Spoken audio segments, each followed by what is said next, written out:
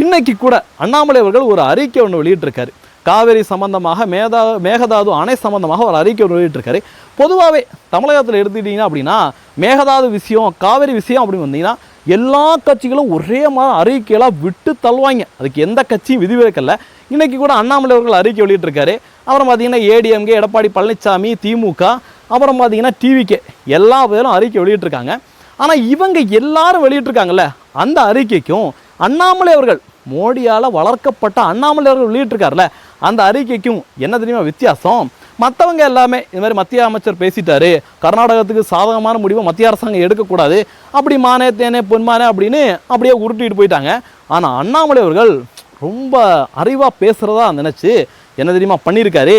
கர்நாடகா தேர்தலுக்காக மத்திய அரசாங்கம் இந்த மாதிரி விஷயத்தை கர்நாடகத்துக்கு சாதகமாக செய்யுதோ அப்படிங்கிற மாதிரி அண்ணாமலை அவர்களுடைய அறிக்கையில் வந்திருக்கு.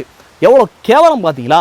பிரதமர் நரேந்திர மோடி அவர்கள் இந்த மாதிரி சல்லித்தனமான வேலைகளை தேர்தலை மனதில் வச்சுக்கிட்டு செய்ய மாட்டார் அப்படின்னு தேசத்தை நேசிக்கக்கூடிய ஒவ்வொரு தேசியவாதிக்கும் ஒவ்வொரு தேசபக்தனுக்குமே தெரியும். ஆனால் பிரதமர் நரேந்திர மோடி அவர்களோட ஒன்றா பழகி ஒரே காரில் பயணித்து பிரதமர் நரேந்திர மோடி அவர்களால் தான் நான் அரசியலுக்கு வந்தேன் அப்படின்னு சொல்கிற அண்ணாமலை அவர்களால், பிஜேபி வளர்த்து விட்ட அண்ணாமலை அவர்களால் இதை புரிஞ்சுக்க முடியலையா? எதுக்காக பிஜேபி இந்த மாதிரி முடிவுகளை எடுக்கணும்? தேர்தலுக்காக பாரதிய ஜனதா கட்சி முடிவுகளை எடுக்கிறதா இருந்தால் பிரதமர் நரேந்திர மோடி அவர்கள் பிரதமராக பதவியேற்றார்ல, 2014 பதவியேற்றார். அதுக்கப்புறம் கர்நாடகாவில் பார்த்தீங்கன்னா 2 சட்டமன்ற தேர்தலை பிஜேபி எதிர்கொண்டது. 2 சட்டமன்ற தேர்தலை பிஜேபி எதிர்கொண்டது.